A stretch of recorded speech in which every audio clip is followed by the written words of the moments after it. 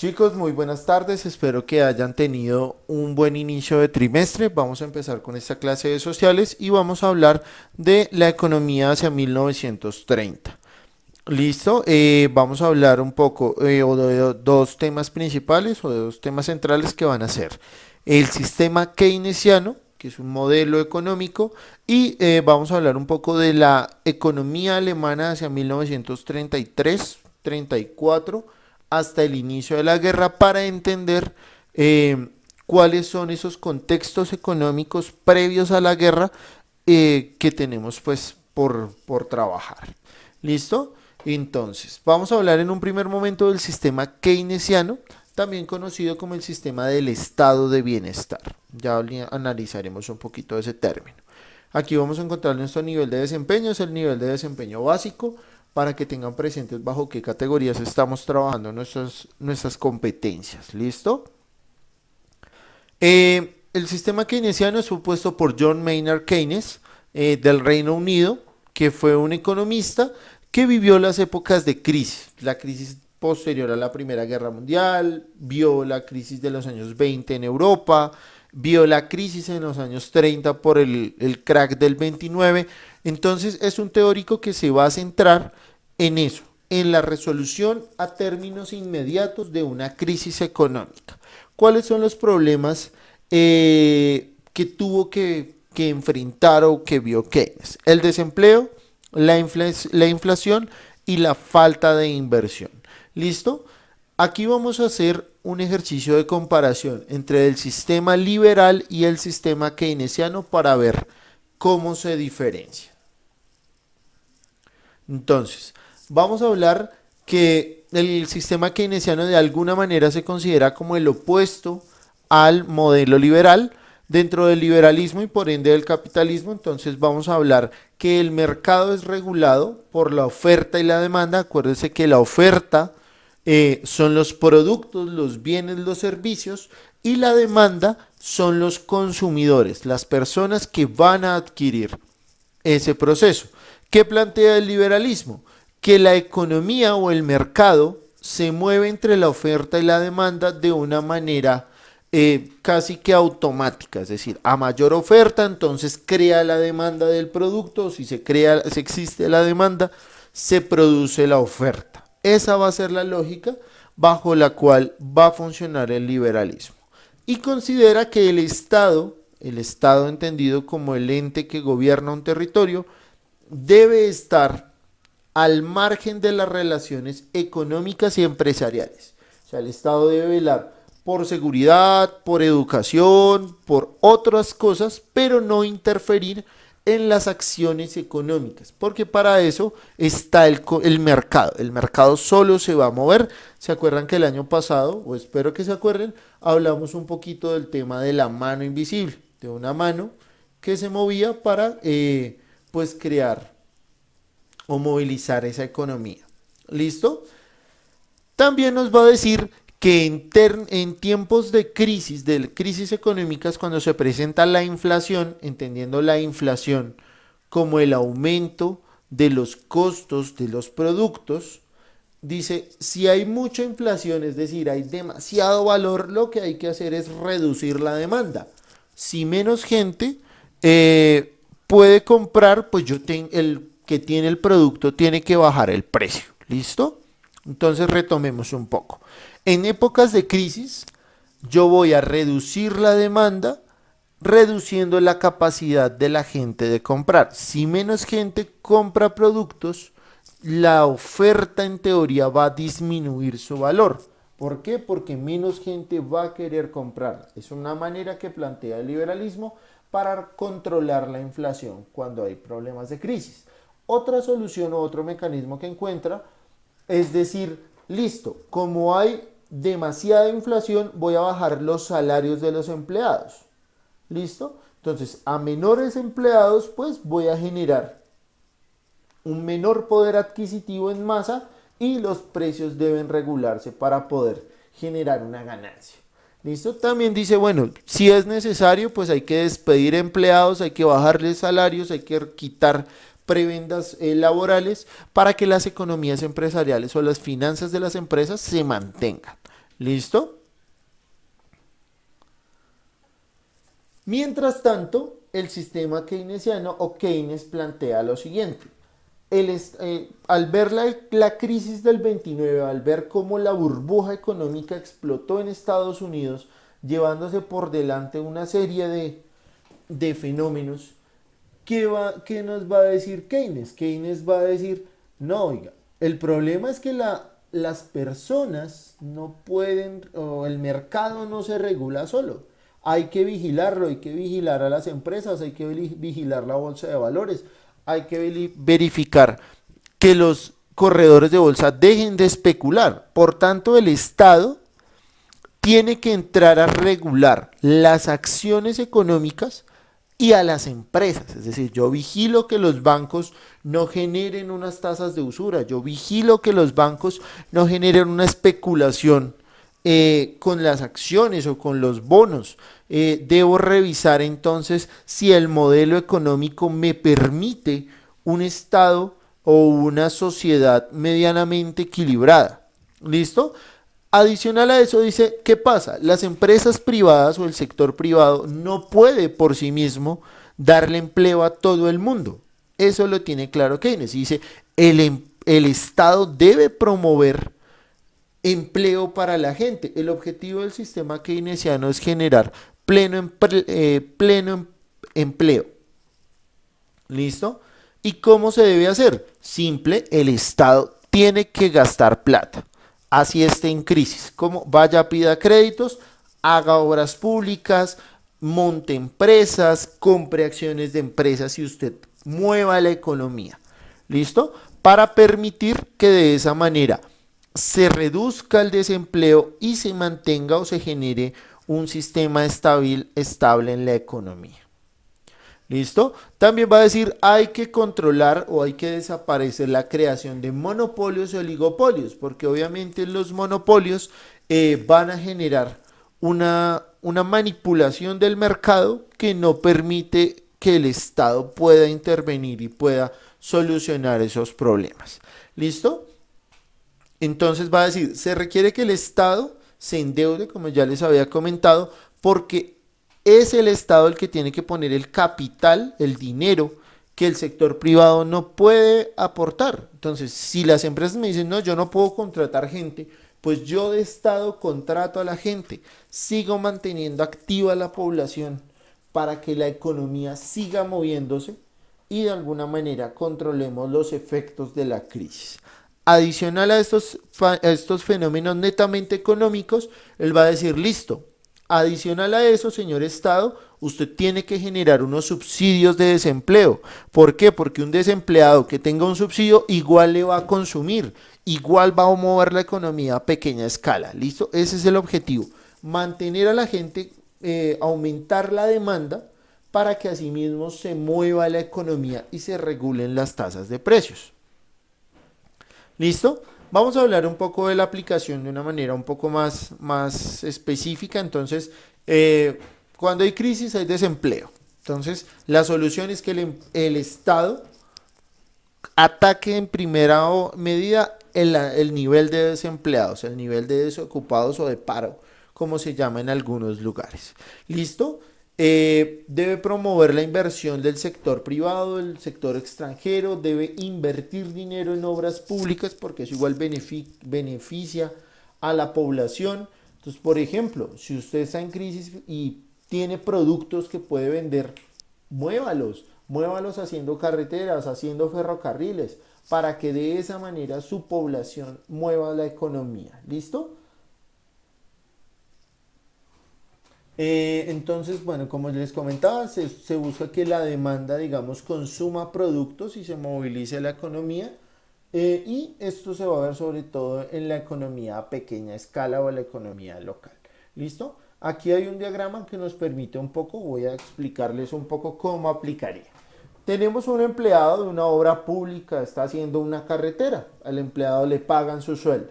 Su sueldo lo utiliza para comprar la pola del fin de semana porque es quincena y pagaron, pero adicional tiene que ir a comprar el mercado, entonces va a la tienda, va al supermercado pequeño, compra. Al comprar, pues el dueño de la tienda se ve obligado a que el proveedor le suministre más productos, por ende la fábrica debe producir más productos. Pongamos el ejemplo con leche. Entonces la tienda de barrio se quedó sin leche porque mucha gente le compró, hay que pedir más leche. La fábrica de lácteos tiene que decir, ah bueno, entonces yo también tengo que entrar a producir más leche y tengo que decirle a los campesinos, venga, yo le compro más leche del ganado y movilizo la economía. ¿Listo? Entonces esto es un poco a lo que le apunta Keynes. ¿Listo? Al controlar la economía y al regular ciertos factores, igual yo promuevo el consumo de la producción. Keynes, ¿qué decía o qué dicen los teóricos que apoyan este modelo? Si usted tiene un stock de productos, X productos, sea ropa, sea cerveza, sea comidas, usted no debe dejarlos quietos. Entonces, señor Estado, si usted está en crisis y en el extranjero no le compran, pues promueva la economía interna, que es lo que nosotros hablamos en algún momento como proteccionismo económico, fortalecimiento de la industria local. ¿Listo? Que en este sentido pues veríamos cómo se opone al liberalismo, que habla más de un comercio internacional y de una apertura económica bajo el tema de la competencia. ¿Listo? Entonces este es el modelo keynesiano, que es un modelo, como les digo, muy desarrollado para las crisis y que se aplicó más o menos durante unos 35 años, casi 40 años en diferentes partes del mundo, pero que no da una solución total a los modelos económicos, y pues posterior a esto hablaremos de neoliberalismo. Ahora vamos a hablar del milagro alemán. ¿Listo? El milagro alemán es como se conoce a la reconstrucción económica que logra hacerse con la llegada de los nazis al poder en 1933. ¿Listo? Digamos que es claro para todos que Hitler no era un economista, Hitler no tenía un programa económico listo, pero conocía a la persona que podía generar la solución, que era Hjalmar Sachs.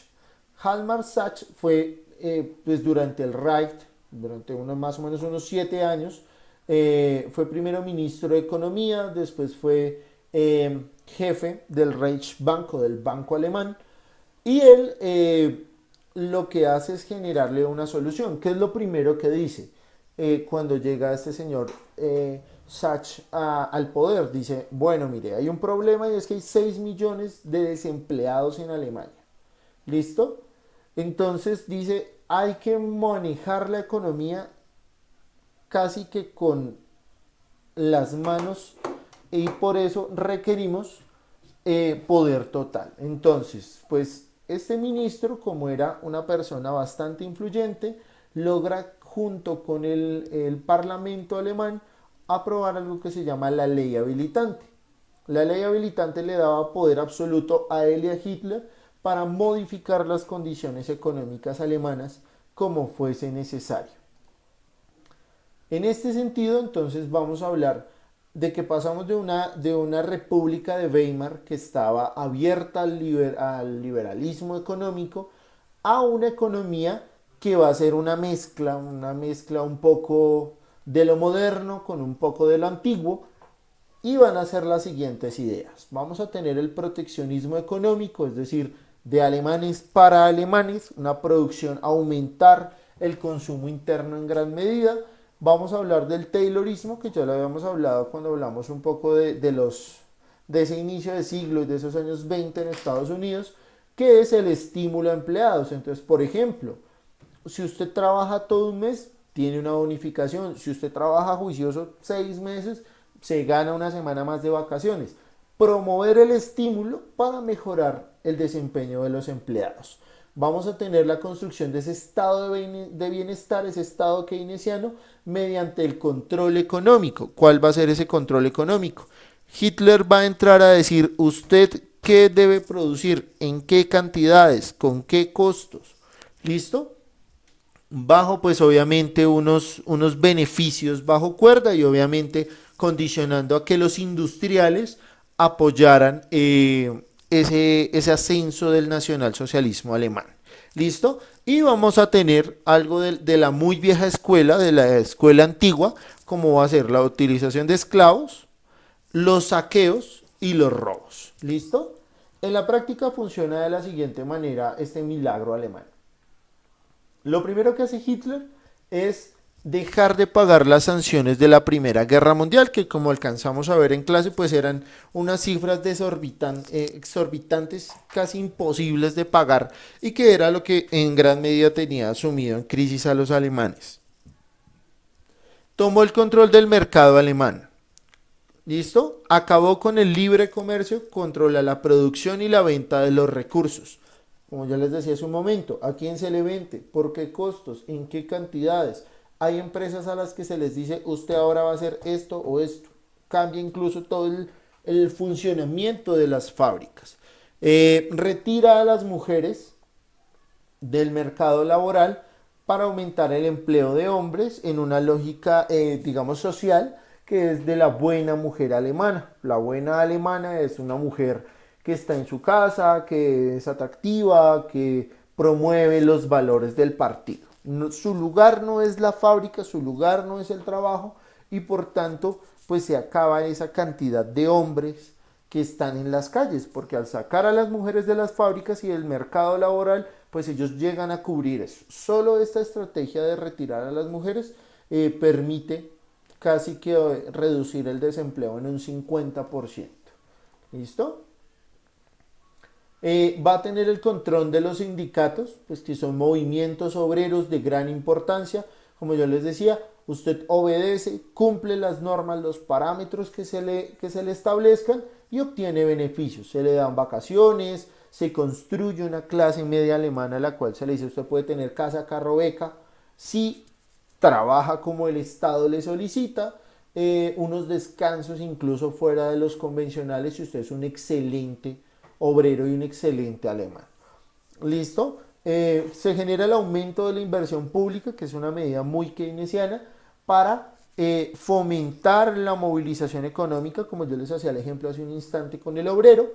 Emite bonos de deuda pública. El bono de deuda pública es un pagaré, una suerte de pagaré que hacen los países. Entonces dicen, por ejemplo, un pagaré por 50 millones de pesos. Entonces le dice, mire, cómpreme este bono de 50 millones de pesos y yo le pago en 5 años 80 millones de pesos, un ejemplo. Entonces hay mucha gente que es una estrategia para que los estados puedan obtener recursos en épocas de iliquidez. ¿Listo? También se generó estos bonos de deuda pública por emisores privados, no solo por el Banco Central Alemán, lo cual pues obviamente hacía que no funcionaran en un tema de tiempo, sino de intereses. Entonces un banco privado decía, mire, bono de deuda pública, este está a un año y le da el doble de intereses que si compra el del Estado, que es a más tiempo y menor ganancia. ¿Listo? Y pues como les decía, las tácticas de la vieja usanza, como va a ser la extorsión y robo a los judíos. Hay muchas historias como durante el proceso del Holocausto y del fenómeno nazi, pues muchos judíos llenaban barriles de oro, joyas, objetos de valor, en un intento de salvarse, y aún así iban a los campos. Entonces obviamente es una estrategia que funciona. Funciona si yo voy, saqueo las riquezas de un pueblo entero para hacerlo. O lo extorsiono, deme X cantidad de dinero y yo no lo extermino, no lo envío a un campo. No lo hicieron solo con los judíos, también con comunistas, con extranjeros, con personas alemanas que se consideraban no partidarias del movimiento nazi, y pues también está el saqueo de los territorios invadidos. Entonces, si bien la guerra empieza en 1939, más o menos desde 1938, 37, empiezan los primeros fenómenos de invasión alemana a otros territorios. La anexión de Austria, de Checoslovaquia, de Hungría, que le permitió saquear las riquezas de esas regiones para aumentar el poderío. ¿Listo? Entonces, como vemos, el modelo keynesiano es un modelo que va a ser vigente y va a tener una repercusión directa en este fenómeno alemán para poder hacernos una apertura hacia lo que es la Segunda Guerra Mundial. ¿Listo, chicos? Entonces, al final de este video va a quedar adjunta la actividad. Que tengan ustedes un muy buen día, muchachos.